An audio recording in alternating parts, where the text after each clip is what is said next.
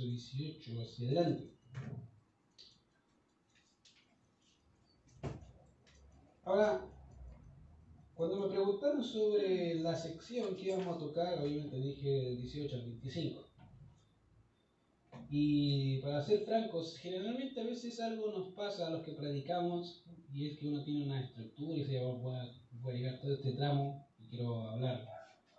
Pero de vez en cuando pasa con los sermones de que ellos toman vida por sí mismos. Y uno empieza a ver detalles y no puede parar de ver los detalles. Y lo más seguro es que ya ni siquiera alcancemos el 18 y el 19, y eso sería porque no voy a alcanzar a hablar todo lo que me gustaría. Así que en vista de eso dije yo, voy a seguir el sermón, o voy a seguir a Moisés en este discurso, o en lo que el Señor quiso hablarnos, y voy a dejarlo hasta el verso 18 y 19. Así que obviamente la sección es bastante larga. Y dentro de esa sección obviamente hay subsecciones o hay subdivisiones que podríamos hacer. Si bien hemos estado hablando sobre el Adán en el huerto, que es lo que se ha publicado y es en realidad el lugar y la ubicación correcta, Adán en el huerto, dentro de esa sección hay tres, o podríamos decir, tres subdivisiones. Adán en el huerto es como la idea principal, pero dentro de esa idea principal hay tres. Una es Adán, obviamente, si bien está en el huerto, pero dentro de esas tres ahí está Adán y su promesa, Adán y su trabajo, y Adán y su esposa. Las tres secciones. Ahora, es interesante ver cómo el Señor hasta este punto, si bien ha organizado todas las cosas hechas en Génesis capítulo 1, es interesante también cómo Él lleva a cabo ese orden. Y me gusta ver al Señor obrando de diferentes formas y maneras, pero siempre lo hace con propósito, siempre lo hace con una idea principal. Él siempre hace las cosas con propósito. De hecho, eso fue lo que dijo Job. No atribuyó a Dios despropósito alguno en medio de su prueba. Él dice, algo el Señor está haciendo, no tengo idea de qué, pero siempre Dios tiene propósito por el cual hace las cosas. A veces el propósito es oculto para nosotros, a veces el Señor lo hace claro para nosotros, pero de que hay propósito los hay. Así que cuando vemos este pasaje de Génesis capítulo 2, verso 18 al 25, hay muchas cosas que, como dije, si lo hubiese querido tocar, lo hubiese tenido que saltar, pero son tan buenas, tan edificantes, dije, no, que no me la puedo saltar, así que vamos a meternos ahí. Ahora, si notamos bien, ya en el texto, ya habíamos dicho que en el capítulo 1, Dios obviamente se presenta a la nación de Israel como un Dios poderoso, Dios creador. Y en el capítulo ya 2, ya empieza a presentarse como Jehová Dios, empieza a aparecer su nombre como tal. Y eso lo ves dentro del capítulo 2 una y otra vez. Jehová Dios dijo eso, Jehová Dios dijo esto, Jehová Dios está haciendo. Y vemos cómo Dios es el que está obrando en medio de nuestra nueva familia, de este universo, de esta nueva creación. Ahora, recordar también que dentro de esta nueva creación estamos ubicados en el día sexto. ¿Se acuerdan? Todavía no hay ni siquiera aquí, se supone que en el día 2 no hay séptimo día. Estamos en el día sexto, donde Dios crea al hombre y a su mujer, y están las plantas, está todo preparado para que el hombre pudiera habitar, para que el hombre pudiera existir, para que el hombre pudiera disfrutar del reposo. Fíjense, interesante. Todavía no estamos en el reposo, pero la idea es que el hombre pudiera disfrutar del reposo. Cosa que no pasó, en realidad, porque lo más seguro es que cayó. De hecho, seguro que cayó y cayó en el capítulo 3, y eso es lo que vamos a estar viendo. Ahora, es interesante cómo Dios plantea el orden de la sociedad, el orden de la familia. Fíjense que acá dice en su texto, si tiene su Biblia, dice, y dijo Jehová Dios, no es bueno no es bueno que el hombre esté solo. Y cuando empezamos a analizar ya lo que ya hemos dicho, cuando llegamos a esta parte, es interesante notar que de todas las cosas que Dios creó, y se acuerdan que habíamos dicho que todas las cosas, incluso el árbol de la ciencia del bien y del mal, y el árbol de la vida, eran buenas, ¿cierto? Y esas eran buenas en gran manera. De todas las cosas buenas y maravillosas que el Señor hizo, Obviamente, solo una de ellas no era buena. Dice ahí el texto que no era bueno que el hombre esté solo. De manera que la soledad no es buena. Ahora, los solteros finalmente van a decir amén, eso, gloria a Dios, porque la soledad no es buena, gloria a Dios. Y el que está casado y no disfrute de su matrimonio, en realidad no, creo que es buena, pero eso es por consecuencia de su pecado, de cómo lleva su matrimonio. En realidad, dice Dios que la soledad en sí misma no es buena. Ahora, eso no significa que Dios no pueda dejar a algunos en esa condición de soledad para sus fines particulares. De hecho, ¿se acuerdan que el mismo Señor Jesucristo le dijo a los apóstoles cuando les explicaba sobre que no es ilícito dar cartas de repudio por cualquier causa? ¿Se acuerdan? Y el discípulo le dijo, Señor, entonces mejor no casarnos, mejor me quedo solo. Y él le dijo, bueno, hay algunos que son eunucos que nacieron así, no les complica, no hay ningún problema con ellos. Hay eunucos o hay personas que se hicieron eunucos por causa del Evangelio. Y Pablo creo que es uno de ellos. Por causa de la causa de Cristo dice, no voy a casarme. Entonces depende qué va a hacer el Señor con cada individuo. Pero en términos generales, y bien generales, son pocos esos casos son re pocos, porque en lo general, Dios dice, no es bueno que el hombre esté solo. Ahora, con eso obviamente hay algunas cosas importantes que destacar de las características del ser humano, o del hombre en particular, y hablando del hombre como en términos genéricos, hombres y mujeres. Habíamos hablado que el hombre tiene una naturaleza. El hombre fue creado a imagen y semejanza de Dios, ¿cierto? Y como tal, hay cosas que son características de esa semejanza y imagen. Habíamos hablado que el hombre tiene emociones, ¿cierto? ¿Usted tiene emociones? Sí. Lucha con ellas todos los días. ¿Intelecto? ¿Piensa? Sí. ¿Y tiene una voluntad? Sí. De hecho, generalmente luchamos con la voluntad. Pero no son las únicas cosas que tenemos. No son las únicas cosas que nos hacen ser personas y tener una personalidad, sino que tenemos emoción, intelecto, voluntad y moral. ¿Qué es la moral? Bueno, es aquello que nos dice qué es lo que es bueno, ¿cierto? Y qué es lo que es malo. Cuando mamá te dice eso es malo porque, o mentir es malo porque, bueno, te está enseñando moral. Te está ayudando con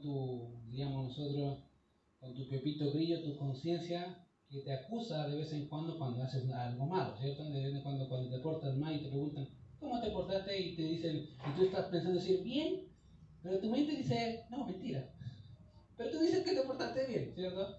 Bueno, es exactamente lo mismo. Es tu conciencia o tu moral se está activando por vía de tu conciencia para dictaminar algo, para decir algo. Ahí tenemos moral. Entonces, fíjense, ya tenemos 4. Emoción, intelecto, voluntad, moral. ¿Y qué más? Tenemos la capacidad y necesidad de relacionarnos con otros. Todo ser humano necesita comunicarse con otros. Necesita de otros. Y es interesante que el Señor, en vista de esa necesidad intrínseca en el hombre, dice, no es bueno que el hombre esté solo. De hecho, hay una enfermedad que es característico de ese patrón. ¿Se acuerdan? ¿Cómo se llama?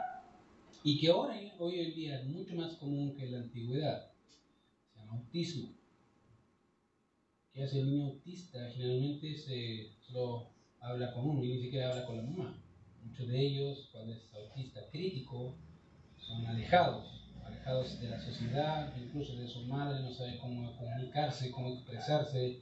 Y es un problema serio. ¿Por qué? Porque se entiende que el hombre necesita comunicarse y necesita una relación con otros.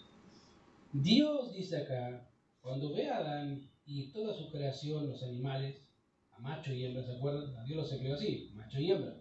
Las plantas, macho y hembra, todos llaman macho y hembra. Pero al ver a Adán dice, no es bueno. Todo lo que he hecho es bueno y sé que es bueno, pero hay algo aquí que no encaja y es que no es bueno que el hombre esté solo. De ninguna manera es bueno que el hombre esté solo. Cuando el hombre está solo hace tonteras. Es verdad. empieza a hablar con Wilson. Dice, ¿quién es Wilson? No sé si vieron el náufrago, cuando estaba solo en la isla, pintó una pelota de tenis con una carita y se llamaba Wilson. Estaba solo, ¿qué se puso a hablar con Wilson? Se muestra que el hombre necesita comunicarse, necesita conversar, necesita poder desarrollarse con uno igual a sí mismo.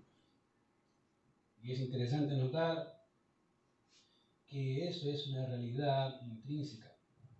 Necesitamos comunicarnos, necesitamos hablar. Y es algo que si no lo haces, finalmente genera problemas. Por eso creo que el Señor es tan sabio y dice ahí, le haré ayuda idónea para él. Creo que y eso muestra que el Señor es muy sabio. Muy sabio. Ahora, obviamente ya vimos algo general de que el hombre no es bueno que el hombre esté solo. Ahora, dentro de eso siempre a los solteros quieren decir, ya, ¿y qué hago? Bueno, esperen en el Señor. Tranquilamente, esperen en el Señor. Y vamos a ver más adelante que cómo se hace, cómo se espera. Y es interesante porque generalmente los jóvenes de hoy, los solteros de hoy hacen puras tonteras cuando están solos. Y están desesperados por estar solos. Yo les digo, yo felizmente, mis dos etapas que he vivido, de soltería y de casado, las disfruto. De mi soltero la disfruté. ¿Cómo la disfruté? Sirviendo al Señor, lo mejor que pude. Fueron los momentos en que pude estudiar más y mejor. Sí. Por eso no estoy despreciando que ahora estudio menos, ¿no? Disfruto de estudio menos, pero también disfruto con mi familia. Pero la Biblia dice que los solteros tienen cuidado de las cosas de Dios. Esa es tu responsabilidad como soltero. ¿De qué? Dedicarte a las cosas de Dios. Ahora, si no entiendes la palabra dedicar, te lo voy a explicar en simples palabras. Es todo tu tiempo, todo tu espacio, todas tus fuerzas, en la medida que puedas, dedicarlo al Señor. 100%. En mi etapa de soltería, literalmente pasaba 24/7 en la iglesia. Pasaba más en la iglesia que en mi casa, literal. Pueden preguntarle a mi esposa, pueden preguntarle a mis padres. Ellos me decían, literalmente, tú pareces casa de acogida. Ven a dormir y te vas. No te vemos. No, tengo que dedicarme a los negocios de mi padre. Ahí tengo que estar. Y dedicarme, eso significa a veces no dormir, no descansar lo suficiente. ¿Por qué? Porque había hermanos que necesitaban ayuda, tenían que estar con otro, tenían que chicolar a otro, tenían que estar ahí al 100. Y eso te da una ventaja. ¿Qué cosa? Disfrutar del Señor. Mucho más. Fue en ese momento de mis momentos de estudio, obviamente junto al pastor Rodrigo, que vi la necesidad de una ayuda. No es que no lo había pensado, sí, lo pensé muchas veces, pero en realidad estaba tan ocupado con tantas cosas que en un momento me acuerdo que fui a visitar a una hermana que recién había llegado, llegaba poco tiempo a nuestra iglesia y me dijeron, anda a visitarla. Ok, voy a ir a visitarla, aprovecharle a ver cómo está, quién es. Y fui ahí al Roberto del San José. Y como todo, en este caso estaban todos, el pastor Rodrigo siempre iba con su esposa y los hermanos iban con su esposa, fui yo. Me preguntó intrínsecamente, ¿y tu esposa? No, no tengo esposa, le dije, soy soltero. Ah, me dijo, ¿eres soltero? Sí, soy soltero. ¿Cómo está? Y empezamos a hablar y charlar.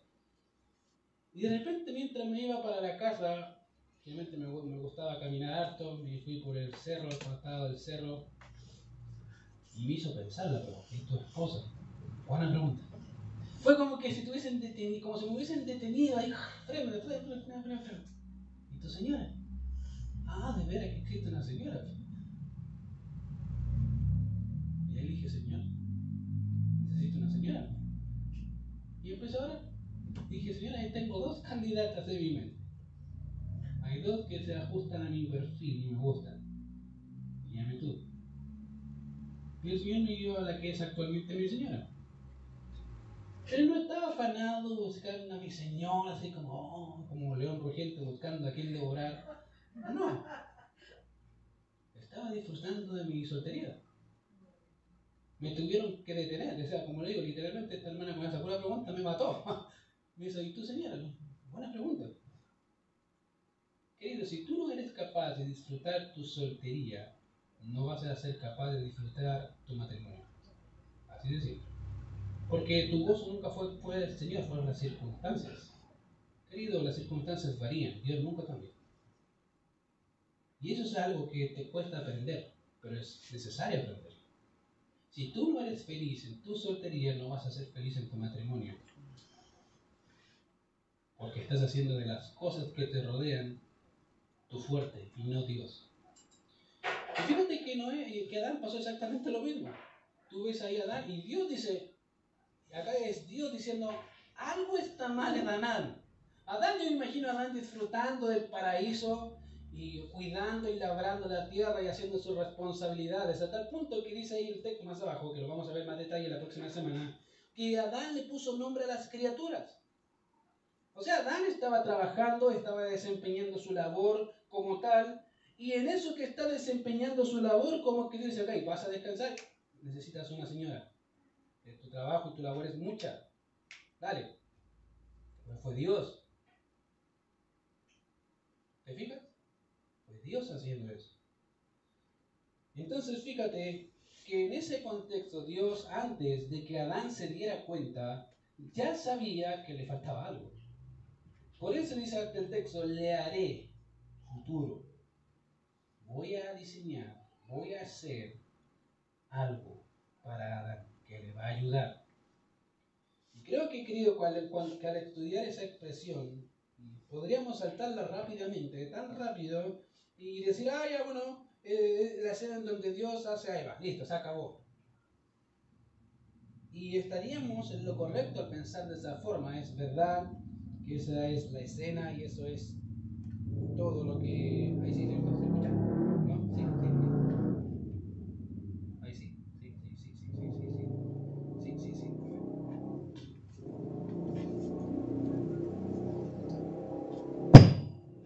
Ahí sí.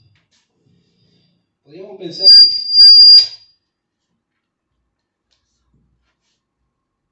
Ahí sí, ahí sí. Martín, sube un poquito. Un poquito. Sí, ahí sí. Podríamos pensar, obviamente, que eso no tiene, no tendría implicancias en nosotros, pero sí los tiene. De hecho, fíjate que creo que hay mucho más de lo que podíamos leer ahí. Fácilmente podíamos saltarnos y llegar a la conclusión básicamente que Dios hizo a la imagen, a la mujer y se saltó y pasamos de largo. Pero hay cosas, detalles que el texto sí menciona y que es necesario entenderlas. Primero, si notamos esto, el texto dice que Dios le hará ayuda idónea. Y como ya hemos visto, la expresión hacer, la hemos visto en otros pasajes, sobre todo en Génesis capítulo 1, tanto en el capítulo 1 como en el capítulo 2, puede expresar un sinónimo de crear y hacer. Es un sinónimo o una idea conjunta de que Dios hace todas las cosas de la nada, o esa es la idea. Pero también puede expresar una idea básicamente de que Dios obviamente hará, tomando de lo que ya existe, considerando que ya tiene la materia prima para diseñar un ser. Y esa es la idea aquí. Dios tomará de la materia prima existente para formar a la mujer y que sería ayuda idónea para Adán. Y eso es exactamente lo que Dios hace más adelante. Dios dice, ok, voy a hacerlo, y fíjate que todavía no te dice cómo lo hace, solo dice que lo va a hacer. Y como ya hemos visto, Dios todo lo que dice que lo va a hacer, lo hace. No es que está jugando, no, lo va a hacer. Y obviamente hay cosas que podríamos aprender. Querida hermana,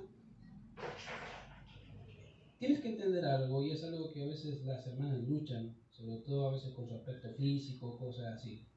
Y a veces puede ser una lucha para mujeres. Déjame decirte algo, Dios es el diseñador, originador y creador de tu persona, tal cual eres. Lo digo porque a veces hay mujeres que luchan con eso. Que soy más bonita, soy más fea, que soy aquí, que soy allá. Querida, Dios te diseñó así y eso es lo que eres. Y es porque Dios cree que ese es lo mejor. Y ese es lo mejor de su creación. Pues si hubiese sido algo malo y feo, te hubiese puesto un brazo en el ojo. Ahí podría decir, ¡ay, qué feo! Sí, pues no tiene armonía. Pero Dios no hace las cosas así. Dice ahí que Dios creó todo bueno en gran manera, y eso incluye a la mujer. Es bueno. Está creada y diseñada para cumplir el propósito de Dios. Y querida hermana, Dios te creó así, para cumplir sus propósitos. Desde Adán hacia adelante. Y obviamente cada característica particular de cada mujer son características que las hacen únicas a cada una de ustedes. No hay otra como ustedes. Algunos dirán, gloria a Dios, que no hay otra como mi señora. Pero son únicas. Como los hombres. Cada hombre es único. Y todos somos imágenes de Dios. Ahora, junto con eso, obviamente, juntamente con eso, no solo es propio ver la realidad de este hecho, sino también el orden en cómo Dios hace lo que hace. Y ya he mencionado en otras ocasiones que Dios es un Dios de orden. Dios todo lo que hace lo hace con propósitos y con orden. No necesariamente al orden lógico tuyo, pero Dios hace las cosas con orden. Y establece un orden particular en su creación, dejando a Adán como cabeza de la familia y de la sociedad. Y fíjate que Pablo ocupa el orden de la creación, literal, para enseñarnos que el hombre es cabeza de la mujer.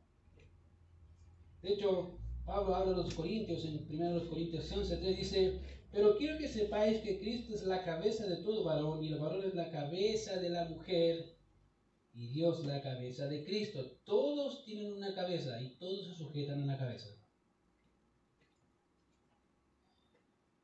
Es interesante notar la actualidad, a veces queriendo ver a mujeres luchando por sus derechos, y no por sus deberes. Estamos en una sociedad donde hoy los derechos son el pan de cada día. Pero si hablamos de deberes, creo que estamos al debe. Todos quieren los derechos. Nadie quiere el deber. Es interesante notar que aquí hay, obviamente, derechos y deberes. Hay un derecho y un deber. Fíjate que el término cabeza que Pablo utiliza en Corintios 11:3, aunque fácilmente podríamos asociarlo con la cabeza humana, que nos ayuda a entender un poco la analogía, básicamente el texto utiliza esa referencia como cabeza para darnos a entender la autoridad y la dirección. Querido, la autoridad del hombre y quien le guía se supone que es Cristo. Esa es esa autoridad. Y la autoridad de la mujer y su guía es su esposo. Él debería ser la autoridad y su guía en todo lo que respecta. Es interesante porque generalmente los esposos no quieren ni la autoridad ni la guía. Mejor se lo paso a otro. Es muy pesado. Pero querido, Dios nos diseñó de esa forma, para tener y llevar a cabo esa autoridad y esa cabeza que somos, por naturaleza. Obviamente, ahora en referencia a la primera descripción a lo que es la autoridad, vamos a verlo un poquito más en detalle, un poco más adelante, pero solamente quiero referirme a la dirección o guía del hombre en referencia a su familia. El hombre, querido, es responsable de su esposa, es responsable de su hijo, responsable de su hija, responsable de todo lo que está bajo su cuidado, todo. Y eso implica, obviamente, su familia, eso es el todo. Él es quien va por delante guiando a su familia donde Dios quiera llevarles. Él es. Por eso la Biblia dice, no os unáis en yugo desigual. ¿Por qué? Porque la cabeza es el hombre. Entonces, si el hombre está mal, olvídate. Caemos juntos. No, dice, no. Que el que va a ser tu nombre sea el hombre, cabeza sea espiritual. Porque ¿qué comunión tiene la justicia con la injusticia, querido? ¿Qué relación hay entre la luz y la tiniebla? No hay relación, no hay nada. Cuando vemos eso acá, tú ves el patrón. ¿Por qué? Dios puso al hombre como guía, como cabeza. Esa es parte de la responsabilidad, es parte de lo que somos como hombres. Y el orden de los hechos nos dicen que somos cabeza. Lo quieras o no, eres cabeza. En segundo lugar, no solamente el tema del orden nos propone una idea de que somos cabeza, sino que también nos permite entender que hay errores y hay responsabilidades. En este mundo, como dije, todos quieren los beneficios, pero pocos son los que quieren las responsabilidades de esos beneficios. Y eso es lo que podemos ver básicamente desde casa y se explota en la sociedad. Cuando vemos las Escrituras, no podemos ignorar eso. De hecho, el hecho de que Dios haya creado a Adán y le haya dado un orden y un trabajo y unas instrucciones y algo que hacer, no solo nos pone en un lugar, sino que lo coloca en una posición de responsabilidad como tal. Ahora, el diccionario define esta palabra rol, básicamente, como alguien que está obligado a responder por algo o por alguien. Eso es una responsabilidad. Alguien que está obligado a responder. Y en otro contexto, Adán es básicamente, al ser puesto como cabeza de la familia y de la sociedad, fue responsable de responder por algo, y eso significa su trabajo y principalmente su mandamiento, el mandamiento que Dios le dio, y por alguien, su esposo. Así es. Cuando vemos, queridos, las Escrituras, notaremos que lo que digo no es solo que a mí se me ocurrió, está ahí. Cuando Adán y Eva pecaron en Génesis 3, ¿a quién Dios llamó? ¿A Eva? ¿A quién? A Adán. Dios no llama a Eva, en primer lugar Dios llama a Adán. Adán, ¿dónde estás? Oh. Es cuando le decimos a nuestros hijos, ¿qué estás haciendo? Nada. Pero saben que hicieron algo, ¿cierto? ¿Alguna maldad están haciendo? No, no dicen nada, no. Te hizo solo. Ahí vemos a Dios diciéndole a Adán, ¿dónde estás tú? ¿Qué hiciste? Dios llama a Adán porque Adán era responsable. Él era el responsable de que el mandamiento se cumpliese y debía velar porque su esposa no cometiera transgresión en contra de la ley de Dios, cosa que no ocurrió. ¿Te fijas? Obviamente me gustaría saltarme a Génesis 13 de una y decir las virtudes de la mujer. ¿Usted sabía que usted tiene virtudes que pueden matar a su matrimonio? Las tiene. Y puede hacer de la vida de su esposo la vida más miserable. Pregúntele a Eva. Pero mire qué interesante, Dios puso al hombre como responsable. Dios le dice a Adán, Adán, ¿qué hiciste? Y Adán no contestó de la mejor forma, ¿no? La mujer que me dice, ¿sí? No te acuerdas, tú fuiste responsable que tú me diste a esta señora, la culpa de ella. Entonces ya hemos dicho dos. Cada uno, querido, el hombre es cabeza, pero cada uno tiene roles. ¿El hombre tiene su rol? Sí. ¿La mujer tiene su rol? Sí. Eso no significa que menospreciamos a las mujeres, no, al contrario, las estimamos. Hay mujeres muy capaces, más capaces que muchos hombres. Pero eso no significa que debe dejar y abandonar su rol como esposa, porque Dios la puso ahí. La mujer de Dios entiende no solamente su responsabilidad, sino entiende cuál es su rol, a dónde tiene que estar, qué tiene que hacer. Y en tercer lugar, el orden de los acontecimientos de la creación del hombre y de la mujer nos permite entender que el hombre posee autoridad. Mujer, te lo digo, el hombre posee autoridad, aunque a ti no te guste. La posee. Innatamente la posee. ¿Por qué? Porque Dios se la dio. De hecho, este fue uno de los argumentos que el mismo apóstol Pablo cita en la carta a Timoteo. Ahora, ¿por qué cito tanto a Pablo? Porque Pablo ocupa el Génesis para establecer órdenes en la iglesia. Fíjate que Pablo, hablando a Timoteo, dice, porque no permito a la mujer enseñar ni ejercer dominio sobre el hombre, sino estar en silencio. Wow, pero hoy qué drástico es. Qué drástico, ¿por qué están así? Bueno, te va a dar la razón, pero déjame enseñarte algo. Si metamos el texto de Timoteo, hay dos cosas que la mujer no puede hacer. Una es enseñar. Y cuando hablan de enseñar, está hablando no a sus hijos, sino en una congregación. Olvídese, dice, olvídese. Puede enseñar a sus hijos, es parte. Puede enseñar a otras hermanas, es parte, porque Pablo también dice que las mujeres más ancianas enseñan a las más jóvenes a cómo amar a sus maridos, cómo cuidarlos, cómo ser responsables de su casa. Sí, pero entre hombres y en una congregación, no.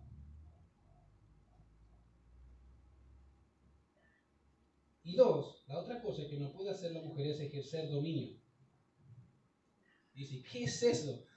Ejercer dominio, como que vamos a llevar un gallito.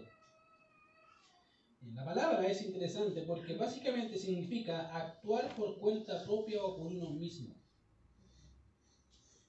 Eso significa, básicamente.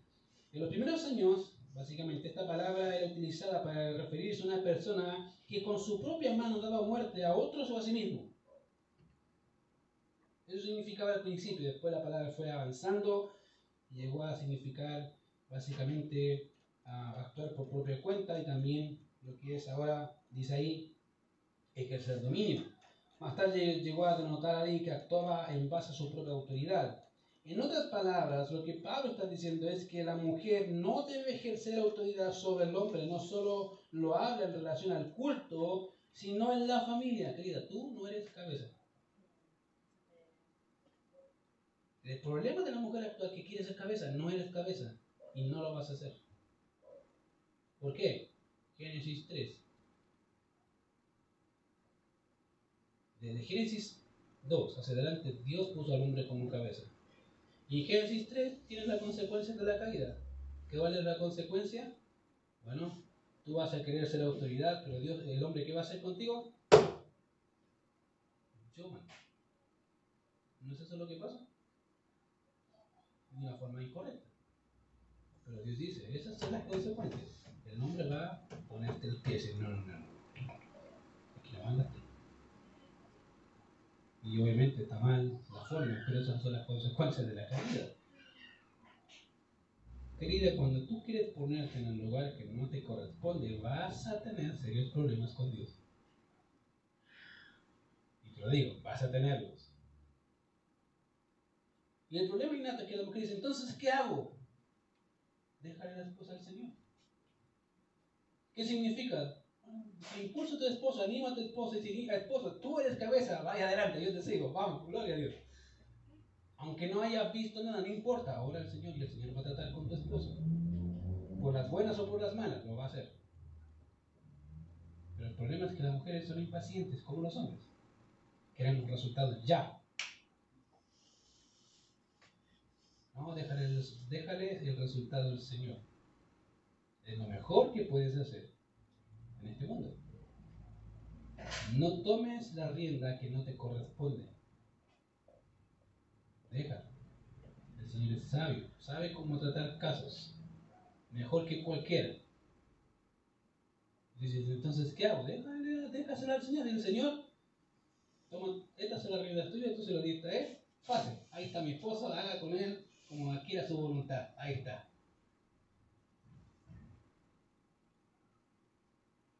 El problema es que la mujer actual no quiere hacer eso.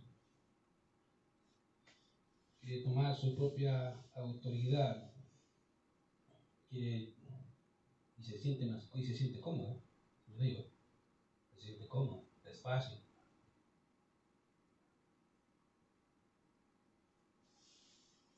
Fíjate que la razón por la cual Pablo cita, dice, no permitan a la mujer enseñar ni ejercer dominio sobre el hombre, sino estar en silencio, es una razón. Y fíjate qué razón da.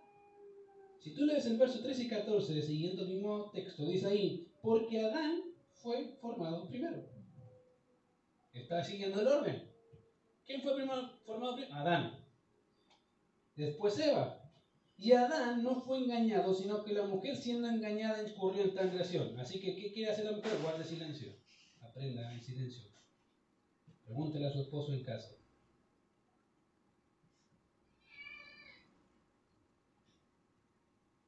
ups, es verdad. Si quiere discutir con Dios, métase usted ahí, pelee con Dios, yo no me meto ahí. Si usted quiere pelear con Dios, si usted quiere decir, no, pero yo tengo mi derecho, dígaselo a Dios. Y el Señor te va a decir, sí, tú tienes tu derecho y no lo estás cumpliendo.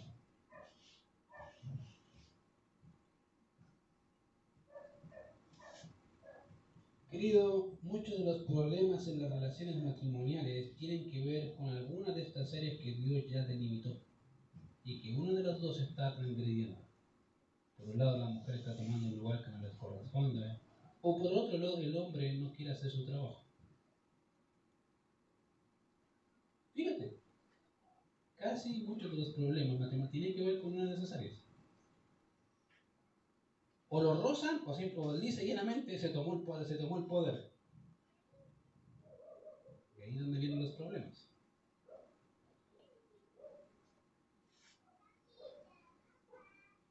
Querido, una de las partes, como dije, no está cumpliendo su deber. Es por eso que cuando leemos la expresión ayuda idónea, creo que muchos de los que estamos aquí, tan solo con escuchar esa expresión, podríamos fácilmente decir que las cosas deben sin considerar lo que implican. La ayuda idónea, Eva. Pero no tiene idea de qué implica, ahora sabe lo que implica. Eva entendía muy bien su papel. Él es cabeza, él es autoridad, él es mi guía. Él sabe lo que tiene que hacer. Yo le voy a ayudar. A Eva, yo creo que entendía muy bien hasta cierto punto su papel, hasta que se le ocurrió traspasar su papel. Se conocieron. Ahí quedó la cola. Ahí estamos todos pagando por culpa de Adán. Ahora quiero que nos enfoquemos en esta expresión, ya más de lleno en el texto, allí habiendo considerado las implicaciones del orden establecido por Dios en nuestro texto. Y quiero que nos enfoquemos en la idea de ayuda idónea, y cuando estudiamos las palabras, estas pueden arrojarnos luz, sobre todo obviamente en el texto. De hecho, justo me acordé del instituto que estuvimos hablando un poco de las palabras. ¿Por qué? Podemos ocupar muchas palabras, pero depende del contexto, cómo uno las utilice, es que va a implicar algo. Hablamos del instituto de taco. Para nosotros taco puede ser el taco de un zapato, ¿cierto? Taco puede ser el tráfico o comida. Si tú vas a México, tacos, y vas en un auto y dices, estoy en un taco, no te va a entender cómo estás en un taco, estás en algo para comer. ¿Te están comiendo? ¿Qué? No entiende. Entonces, depende del contexto, cómo se utilicen las palabras, es lo que eso significa. De hecho, obviamente podemos estar equivocados cuando no entendemos ese patrón y podemos llegar a conclusiones incorrectas. Por eso creo que es importante entender ciertas palabras. Ahora, otro aspecto que no podemos ignorar de lo que es la ayuda idónea es cómo lo describe la versión griega del Antiguo Testamento.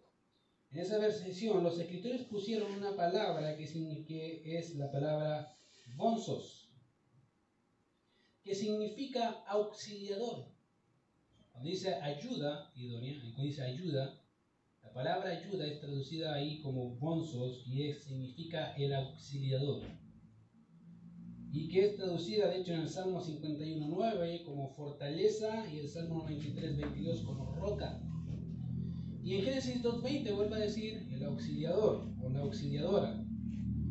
Su correlativo en hebreo es ser y se refiere a la ayuda o asistencia que se da, sea esta material o inmaterial. En este sentido, que Eva es, obviamente en ese sentido, Eva fue creada como una ayudante complementaria. Ella era la ayudante, no la que hace el trabajo. ¿Se fija la diferencia, cierto? Lo digo porque a veces decimos, no, si la ayudante. Sí, la ayudante le hace el trabajo al jefe. No, aquí no. Aquí era ayudante. Por eso obviamente es el ayudante de Adán, la complementaria de Adán. Es en este sentido que Eva es la auxiliadora de Adán con el fin de llevar a cabo los planes de Dios en el matrimonio y en la sociedad. Ella le ayuda a poder desarrollarse tal cual Adán quiere y tal cual como ella quiere. ¿Por qué? Porque ella entiende cuál es su rol. Él entiende cuál es su rol. Cuando ambos no entienden su rol, van a haber problemas.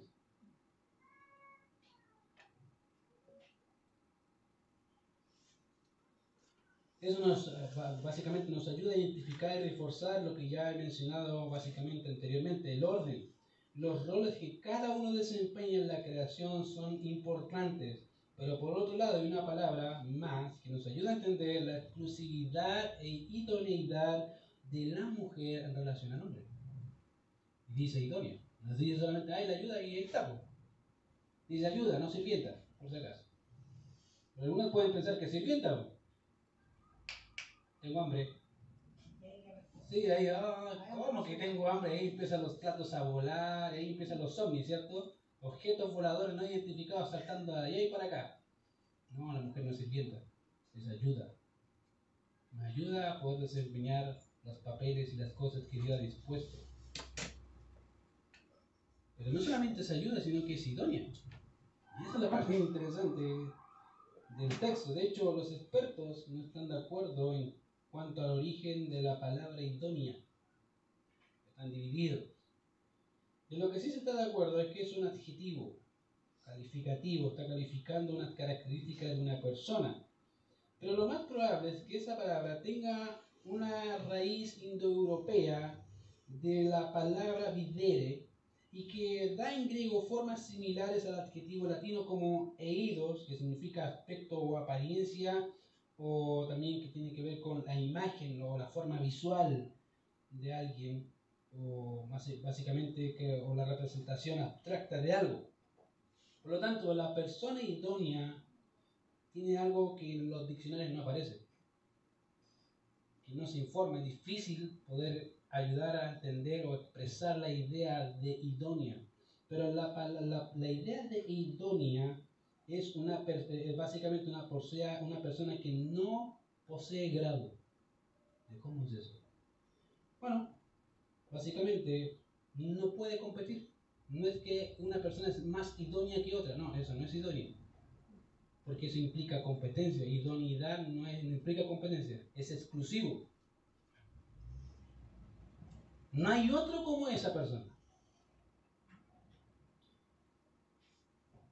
Querido, la persona idónea es la que responde exactamente a la idea previa de algo requerido. Y este es el punto. Solo hay una persona idónea y no hay más que una persona idónea, no hay más. Fíjate, por eso el texto dice ahí, le haré ayuda idónea. No dice, le haré ayudas idóneas. ¿Por qué? Porque no corresponde, es lógico. La palabra idoneidad significa que hay una en su género, no hay más. Y no existe competencia frente a esa persona. Cuando vemos el libro de Ruth, ¿se acuerdan cómo era calificada Ruth? Mujer virtuosa, ¿cierto? No hay ninguna como ella, no hay ninguna como ella. De hecho, a tal punto era su virtud que aunque era una mujer extranjera, todos los de Israel la reconocían como mujer virtuosa, idónea. No hay otra como ella.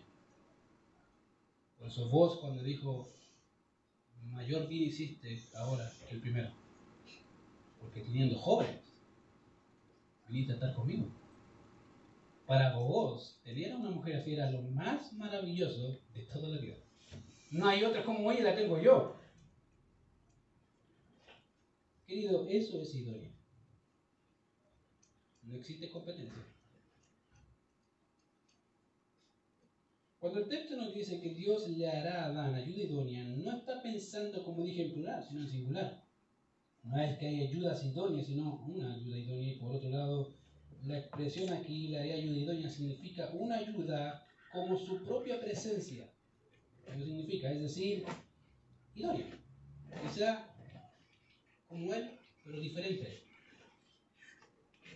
Dice, pero como él, y dijo, sí, pues, la misma naturaleza que el hombre, pero diferente al hombre. Que sea su complemento, su ayuda, su auxiliadora. Por eso hablamos en Chile, ejemplo de la media naranja, ¿cierto? Es algo, una expresión típica nuestra. Cuando usted parte dos naranjas o dos por la mitad, eso no significa que por el hecho de ser naranjas Y por el solo hecho de estar partidas ambas a la mitad, ambas mitades se corresponden la una de la otra. No. Puedo partir una naranja en el centro o por el costado, ¿cierto? Si yo las junto no significa que por ser naranjas y porque están partidas a la mitad se corresponden. No. ¿Me entienden, cierto? ¿Me están siguiendo la analogía?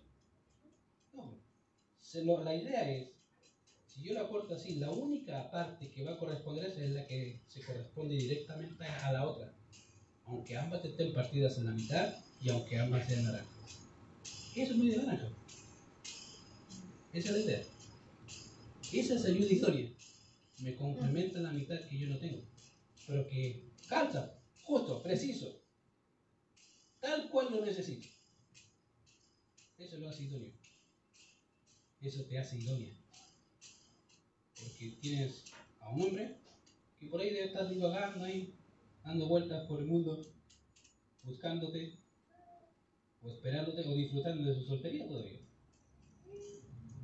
Puede ser. Pero que de ahí, sí lo hay, pero hay uno. De que lo hay, lo hay. Amén. Querida hermana, pensar de que hay ayudas idóneas es un error. Hay una sola, solo hay una de esas mitades que se corresponde a la una a la otra. Pueden ser iguales, pueden ser partidas a la mitad, pero como dije, eso no lo hace idóneo. No lo hace idóneo de ninguna forma. Lo hace otra mitad nomás de otra naranja, no la mía. Por eso la idoneidad de la esposa en nuestro contexto es importante. No solo nos habla de alguien que complementa a Adán, sino que es para él. ¿Se fijan? Y por eso lo hace exclusivo. No solamente es la parte que necesita Adán, es literalmente esa persona es para ese hombre. Y para ningún otro más. Para él. Alguien que le correspondería en naturaleza y en cada área en Adán. Y eso fue así. Querida hermana y hermano, en realidad, cuando quebrantamos los principios en Génesis, te aseguro que vas a tener problemas. No los quebrantes. No es que son pasados de moda, son de la antigüedad. Querido, eso los hace más fiables. Porque Dios no se equivoca en ninguna parte de su palabra. Dios tiene preparado para ti, soltero y soltera, una persona. Espérala con gozo. Y disfruta mientras tanto de tu soltería, porque después, si pucha, me casé, me tienen aquí encerrado. Disfruta. Como te dije, yo gracias a Dios tuve la oportunidad de disfrutar mi soltería, la disfruté. Me encantó. Pero así mismo disfruto mi matrimonio. La soltería no significa que no hay problemas. ¿Hay problemas, cierto? Sí, como todos. Y el matrimonio también tiene problemas, como todos. Pero como dije, si no eres feliz como soltero, como casado, olvídate. Vas a aumentar la desgracia. Porque nunca aprendiste que tu gozo está en el Señor. Vamos a ver. Señor, te damos gracias por este tiempo. Gracias por enseñarnos estos patrones, Señor, que están tan marcados acá en Génesis y que tantas veces pasamos de largo sin considerarlos. Señor, te alabamos por este tiempo y te rogamos, Padre, que tu palabra, Señor, caiga en nuestros corazones y puedan ser morada ahí. Gracias por este tiempo y por todo lo que haces. En Cristo Jesús oramos. Amén. Ok, queridos. Solo algunas cosas importantes. Vamos a pasar la ofrenda. Así que voy a pedirle ahí a la hermana Elvira si nos puede ayudar.